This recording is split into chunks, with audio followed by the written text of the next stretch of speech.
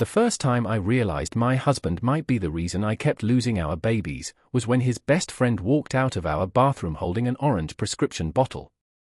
"Why do you have mifepristone in here?" Ryan asked, holding it up like it was a dirty secret. His voice carried that mix of confusion and disgust that made my stomach twist instantly. I looked up from my laptop, where I'd been scrolling through fertility clinic websites, desperate for answers. My fingers froze on the trackpad. "What are you talking about, Ryan?" "We're trying for a baby. You know that." Beside me on the couch, my husband, Caleb, stopped reaching for his coffee. His hand hovered in midair, trembling just slightly before he pulled it back to his lap. Ryan's eyes darted between us. "Then why the hell is there abortion medication in your house?" I laughed nervously, the kind of laugh that sounds too high-pitched and fake even to your own ears. "That's not mine." "I would never, Caleb." "Is that yours?" But the silence that followed was heavier than anything I'd ever felt before. Ryan turned the bottle to read the label. My eyes followed the movement automatically. Prescription date, last month. Another refill the month before. My stomach flipped so violently I thought I might throw up. "My miscarriages," I whispered. "For losses in less than 2 years. Every single one had left me blaming my body, thinking I was broken." My legs were trembling as I stood up, bracing against the table to steady myself. "You've been poisoning me." My voice cracked. "You've been killing our babies." Caleb's face drained of all color. He stepped back until his spine pressed against the kitchen counter. "It's not what you think." "Then tell me why the hell abortion pills are in our house when I've been injecting myself with hormones every morning," I snapped, my voice rising. "Tell me why I've been giving up coffee, wine, sushi, even my anxiety meds, while you've been, what? Playing God? Killing our children." Ryan's jaw went slack, his eyes wide as the realization sank in. I couldn't look at him, though. My eyes were locked on Caleb, the man I had trusted for 7 years, the man who had held my hand through every contraction, every hospital visit, every devastating moment. I remembered Thanksgiving, when Caleb's mother leaned across the table and called me defective. I remembered Christmas, when his sister announced her 3rd pregnancy, and everyone turned to look at me with pity. I remembered refusing a promotion at work, telling myself less stress would help me carry a baby to term. And the whole time, Caleb had been quietly ending those pregnancies himself. The fury rising inside me burned hotter than anything I'd ever felt. "We named them, Caleb," I choked out. "Phoenix. Willow. Eden. Levi."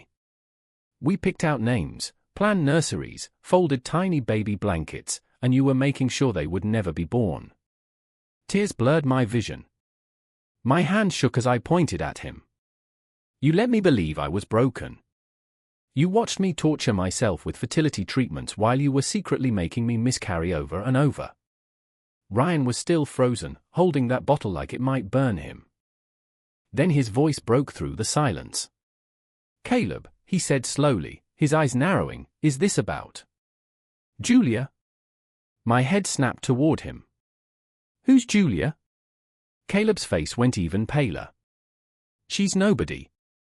Just someone from work." "Bullshit," Ryan cut in. "I saw you two last month, leaving the office late. She had her hand on your neck. You told me it was a work project, but the way you're shaking right now tells me otherwise." I grabbed Caleb's phone from the counter before he could stop me. "If she's nobody, then you won't mind me looking." The messages loaded instantly. My hands shook as I scrolled. Heart emojis. Kiss emojis. "Can't wait until you're finally free." And then I saw it, the one that made my blood run cold. "Did the insurance pay out yet?" My chest tightened, bile rising in my throat. "Insurance?" I whispered, reading aloud the thread. $8,000 this time. Same as the last 3. Perfect. Almost enough for the lawyer and deposit. One more should do it. Ryan's hand went to his mouth. My entire world tilted on its axis. You've been collecting money from our dead babies. My voice cracked so hard it barely sounded like me. The text blurred as tears spilled down my face. My husband, my Caleb, had been killing our children, not out of anger, not out of spite, but for money. And I hadn't even hit the bottom yet. Because the next message on the screen shattered me completely. One more after this and we're free. The moment I read those texts out loud, about making our dead babies pay for our future, Caleb's knees buckled. He actually had to grab the counter to stay standing, like he was the victim here. You've been collecting money from them, I said again, my voice hollow, broken. From my pregnancies. From their lives. He opened his mouth, but no words came out. Ryan's face went pale. He yanked his phone out of his pocket and said, "I'm calling the police."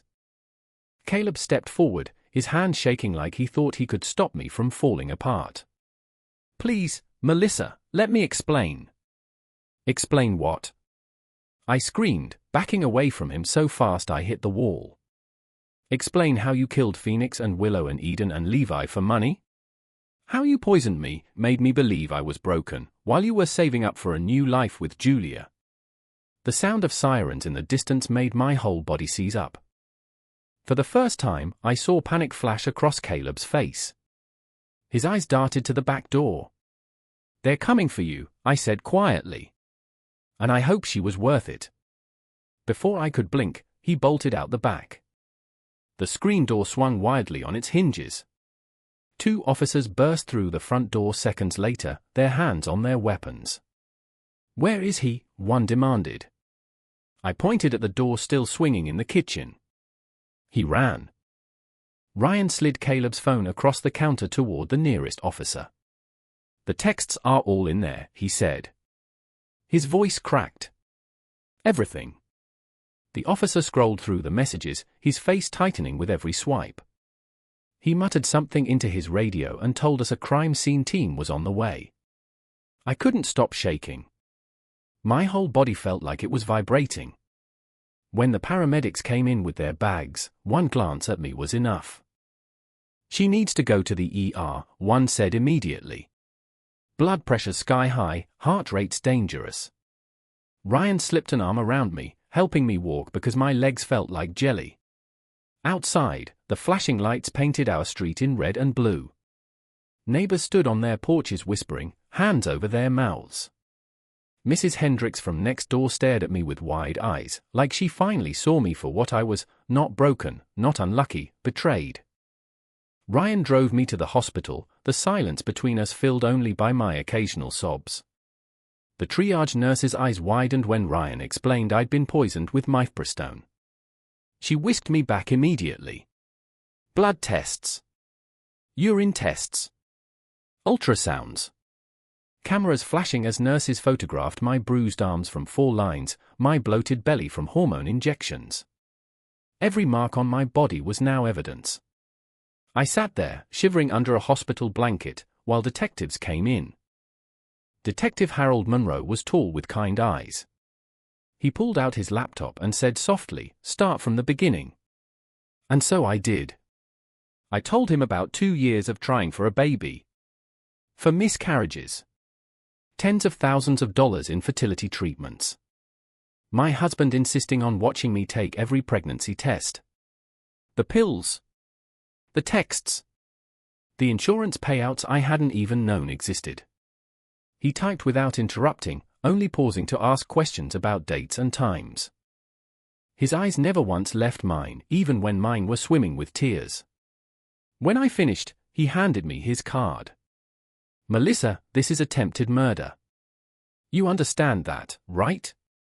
My throat tightened. Attempted murder. The words felt surreal, but they fit. Detective Monroe explained they were freezing Caleb's accounts, putting out an alert for his car, and sending a full team to our house. "He won't get far," he said. "Not with this much evidence." Later, a social worker came in, a gentle woman with gray hair named Diane. She sat at the edge of my bed and held my hand while she explained what Caleb had done wasn't just betrayal. It was reproductive coercion. It was abuse. It was fraud. It was violence. She helped me fill out an emergency restraining order right there on the hospital bed. By 9 that night, the doctor came back with my test results. Her face was tight, her voice clinical. "Melissa, your liver enzymes are elevated. That medication has been building up in your system for months, maybe longer. We don't know the full damage yet." Her eyes softened. "You're lucky Ryan found that bottle when he did. Another pregnancy like this could have killed you." That was the moment the tears finally stopped. Not because I felt better, but because I was empty. Completely emptied out. At 10:30, Ryan drove me to his apartment because the police said my house was officially a crime scene. His place was small, but clean. He set me up in his guest room, made me chamomile tea, and sat with me while I stared at the wall. My phone buzzed endlessly. Calls from my boss. From friends. From numbers I didn't recognize. I couldn't answer any of them. At midnight, I called my manager and croaked out, "Family emergency. I need time off." She didn't ask questions, just told me to take whatever I needed. By 3 a.m., I was curled on Ryan's couch, finally asleep. When the morning sunlight hit my face, for a second I thought maybe it had all been some kind of nightmare. But then I saw the hospital bracelet still on my wrist, and my stomach dropped all over again. I barely made it to Ryan's bathroom before I was on the floor, retching until my body was empty. That was when I realized this wasn't the end. It was only the beginning. The day after Caleb ran, I woke up in Ryan's guest room, disoriented. For a few seconds, I almost convinced myself I'd dreamed everything. But then I saw the white hospital bracelet still on my wrist. My stomach twisted. When my phone rang at 9 a.m., the number was blocked. For a moment, I almost didn't answer, but something told me I had to. "Melissa?" The detective's voice was calm. "We've confirmed Caleb filled prescriptions for mifepristone from 3 different pharmacies. Under different doctors' names." I pressed the phone harder to my ear, gripping the blanket like it was the only thing keeping me tethered. He went on, "Your husband's employer confirmed he's been filing pregnancy loss insurance claims. They want to speak with you." "Pregnancy loss insurance?" I whispered, the words foreign and revolting. "Yes. It's a rare benefit, $8,000 per miscarriage. He's collected for payouts so far. $32,000. The room tilted. My hands went numb. That was when it hit me, Caleb had been cashing in on every single one of my losses. When I hung up, I opened my laptop with shaking hands. Our bank account stared back at me like a confession. The deposits were right there, $8,000 appearing after each miscarriage. And then, transferred almost immediately into another account. One I hadn't known existed. An account with only Caleb's name on it. My stomach turned as I scrolled through each transfer. The dates matched perfectly with the days I'd bled, cried, and begged Caleb to hold me. The betrayal was no longer just emotional. It was financial, calculated, deliberate. And yet, some part of me still wanted to deny it. To believe maybe there was some explanation that didn't make him a monster. That denial cracked wide open when my phone rang again. This time, it was Caleb's mother. She didn't even wait for me to speak.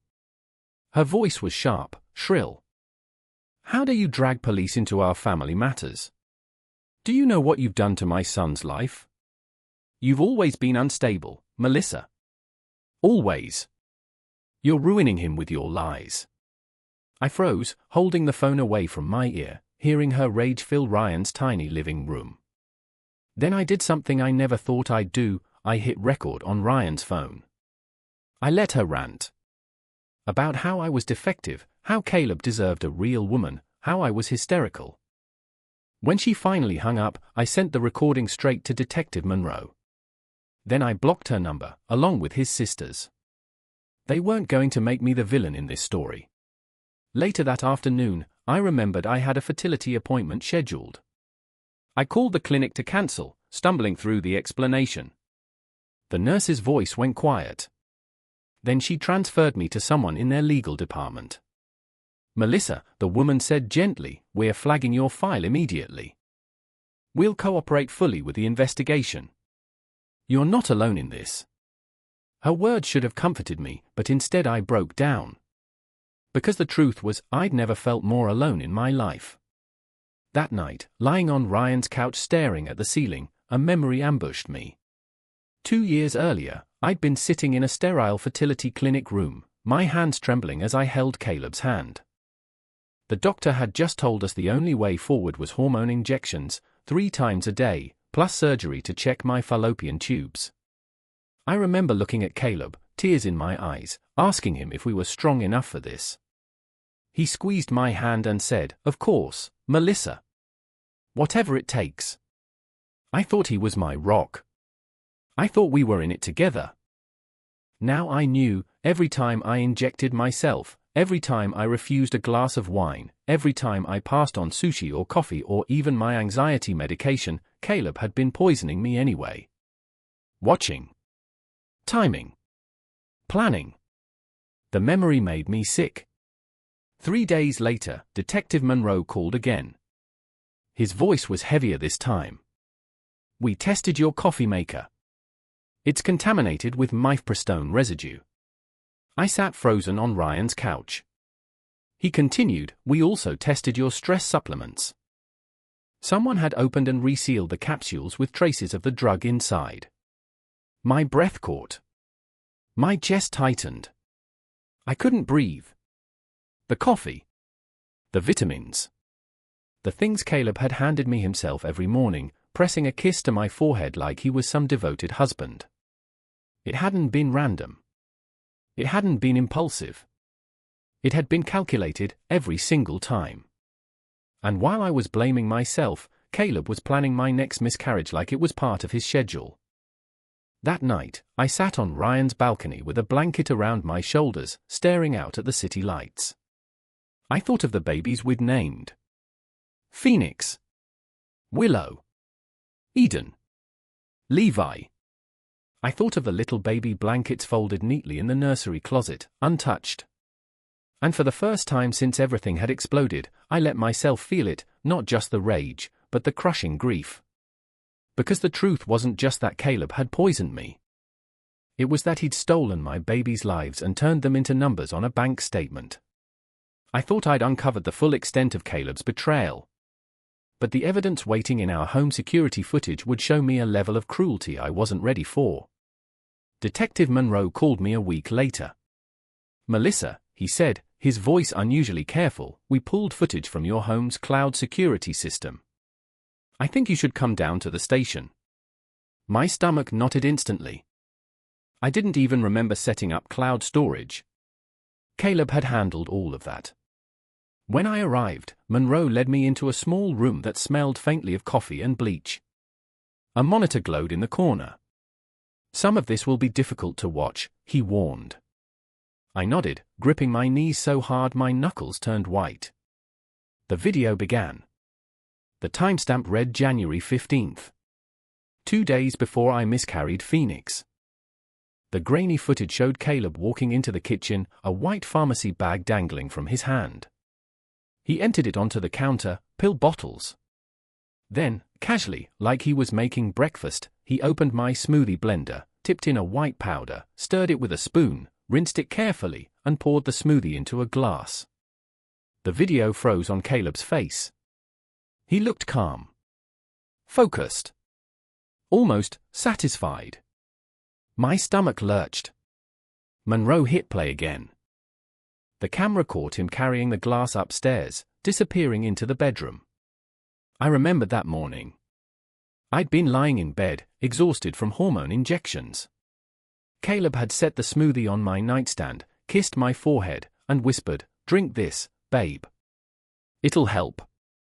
I had smiled. Grateful. Trusting. I clamped a hand over my mouth as bile rose in my throat. "Do you need a break?" Monroe asked gently. "No," I whispered. "Keep going." The next clip was March 3rd. 2 days before I lost Willow. The same pharmacy bag. The same powder. This time, he resealed my stress supplement capsules, lining them neatly back in the bottle. I couldn't breathe. The footage jumped to May 20th. Then July 8th. Each date exactly 2 days before another loss. Each time, Caleb moved with the same careful precision. Opening bottles. Measuring. Stirring. Washing utensils like nothing had happened. At one point, he even hummed while he worked. That was the moment I broke. I doubled over, retching into the trash can beside me. My whole body shook. The room tilted. "Melissa, it's okay," Monroe said, pushing a ginger ale into my trembling hand. But nothing was okay. Because in those moments, watching Caleb poison me like it was just another item on his to-do list, I realized something chilling. He hadn't just been stealing my babies. He'd been stealing my sanity. Every time I cried on the bathroom floor, thinking my body had failed me, he'd known the truth. Every time his mother called me defective, he'd let her. Every time I begged doctors to run another test, endured another invasive procedure, gave up another piece of myself for the chance at motherhood, Caleb had been smirking behind my back, already planning the next dose. That night, back at Ryan's apartment, I couldn't sleep. Every time I closed my eyes, I saw Caleb's hand stirring powder into my smoothie. His lips pressing to my forehead. I got up at 3 a.m. and sat on Ryan's couch in the dark. The apartment was silent except for the hum of the fridge. My eyes landed on Ryan's phone sitting on the coffee table. He'd fallen asleep in the recliner. I picked it up, staring at the reflection of my tear-streaked face. It hit me then, I had been so isolated. Caleb had made sure of it. He controlled the pregnancy tests, the supplements, even the story we told family about why we hadn't conceived. He kept me trapped in a cycle of hope and devastation. And the whole time, he'd been using my grief as currency. The next morning, Monroe called again. We've also recovered messages Caleb tried to delete. Between him and Julia. My pulse spiked. They discussed the payouts. Apartment deposits. Furniture shopping. Even a vacation once he had enough saved. I gripped the edge of the counter, feeling like I might pass out. Julia hadn't just been a side fling. She'd been part of the plan. While I was injecting myself with hormones, gaining 30 pounds, hating my reflection in the mirror, he was calling me less attractive to my face and then texting Julia about buying throw pillows for their new apartment. 2 days later, I sat in therapist Elise's office, her plants crowding every corner, her voice steady. "This isn't just betrayal," she told me. "This is attempted murder. Your body has been treated like a crime scene." Her words landed heavy, but they felt right. For the first time, someone said it out loud without flinching. We made a safety plan together, new phone number, changing locks once I had a new place, emergency contacts. My hands finally stopped shaking long enough to write them down. But even as Elise helped me breathe again, I knew the nightmare wasn't done. Because Monroe had promised more evidence was still being uncovered. And every new discovery only seemed to cut deeper. The first time I stepped into the courthouse, my legs almost gave out. I had to testify in front of a grand jury. Caleb sat only 20 feet away in an orange jumpsuit, his lawyer whispering in his ear like nothing about him was monstrous. They made me describe each miscarriage in detail. The cramping. The bleeding. The emergency room visits. The DNCS. When his lawyer tried to suggest they might have been natural, I snapped. Then explain the abortion pills found in my vitamins. Explain the residue in my coffee maker. Explain the security footage of him stirring powder into my smoothies while I was asleep upstairs. The room went quiet. I read from my pregnancy journals, each entry about hope followed by devastation. By the end, half the jury had tears in their eyes. They indicted him on every charge: assault with poison, insurance fraud, domestic violence. Up to 20 years. but the process dragged. Month after month of hearings. Paperwork. Lawyer meetings. I thought maybe I'd get closure once the sentencing came, but even that turned out to be complicated. The plea deal came first. 5 years with parole possible in 3. My lawyer Vincent told me it was a good outcome for a poisoning case where the victims had never technically drawn breath. I screamed at him. They were real to me. They were my babies. He didn't argue. He just let me rage. The sentencing hearing was packed. Reporters. Curious onlookers. His family, glaring daggers at me from the gallery. I stood and read my victim impact statement. I named each baby. Phoenix. Willow. Eden. Levi. I described the baby blankets I had knit, still sitting in a box. I told the judge about the stretch marks on my stomach that proved they existed, even if Caleb had turned them into nothing but insurance payouts. My voice broke, but I didn't stop. When I sat down, Caleb's mother started wailing dramatically, like she was the victim. His sister hissed at me under her breath, "You've ruined his life." The judge barely looked at them. He nodded at me, then turned to Caleb. Caleb mumbled something about being sorry, but the judge cut him off. "Save it," he said coldly. Then he banged his gavel. 5 years. With parole in 3. I walked out numb. His family screamed after me. But all I felt was empty. The civil suits came next. I sued for emotional distress and battery. The insurance company sued for fraud, demanding repayment of $50,000 with interest. Vincent told me even if Caleb lived to 90, he'd never escape the debt. It should have made me feel better. It didn't. Because no amount of money would bring back the 4 babies I'd lost. 6 months later, on what would have been Eden's first birthday, I lit a candle in my apartment. 1 for each baby. Phoenix. Willow. Eden. Levi. I whispered their names into the smoke as each flame went out. My hands were steady, but my heart felt like shattered glass. I tried dating again once. Elise, my therapist, set me up with a man from her book club. We met for coffee. He was kind, funny. But when he casually mentioned wanting kids someday, I had to excuse myself. I threw up in the bathroom and never called him back. Some wounds don't heal. Eventually, I planted 4 trees in the backyard of my new place. An apple tree for Phoenix. An oak for Willow. A cherry for Eden. A maple for Levi. I painted their names on river rocks and placed them at each trunk. Every morning, I watered them. Every evening, I sat with them, reading aloud from books about pregnancy loss. Neighbors probably thought I was eccentric. I didn't care. Because those trees were the only place I felt like a mother. One afternoon, while sorting through bills, the prison called. Caleb had been attacked by another inmate. Broken ribs. A fractured jaw. I hung up before they finished. I felt nothing. No relief. No sadness. Just an empty space where caring used to be. A year after Ryan found that prescription bottle in my bathroom, I sat in Elise's office for our monthly session. She asked how I felt now. I thought about the panic attacks, still triggered sometimes by baby commercials. I thought about the promotion I finally took at work, the co-workers who no longer walked on eggshells around me. I thought about Ryan, still showing up every Thursday with Chinese takeout and bad basketball jokes. I thought about the trees in my backyard, starting to bloom.